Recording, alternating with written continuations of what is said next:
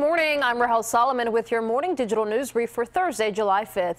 A man is dead and an off-duty Philadelphia police officer in critical but stable condition after a shooting at a Southwest Philadelphia block party. Police say it happened at about 10 last night. A 23-year-old was shot and killed. The 38-year-old officer was hit twice. At this point, the officer's name has not been released. And Philadelphia police say they have a person of interest in custody after a 17-year-old girl was sexually assaulted at gunpoint. This happened Tuesday night on the southbound platform of the Broad Street line at City Hall. Police say a surveillance camera actually captured the entire incident. A person of interest was taken into custody at SEPTA 69th Street Station.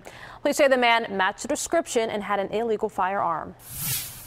And today, demonstrators will call on Philadelphia city leaders to stop cooperating with Immigration and Customs Enforcement, otherwise known as ICE.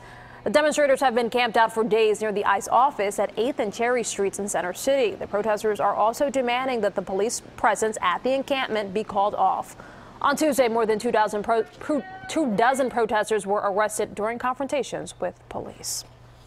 Now let's check in with meteorologist Katie Failing. Katie, another hot day. Yet another one. How many times do you think we've said that? If we had a nickel for every time that we said it's yet again hot and humid outside. The place to beat the worst of the heat, though, is definitely at the shore, and that has been the case throughout the span of the week. It certainly has been hot there, just not as oppressive as when you head a little further inland, closer to that urban heat island, right? 86 degrees, the expected afternoon high at the shore. Oh, that water looking so inviting. Had some fog issues. Those have dissipated nicely. The rip current risk is still low. The water temperature is starting to climb really nicely. Depending where you are, it's as high as 76 degrees. So nice.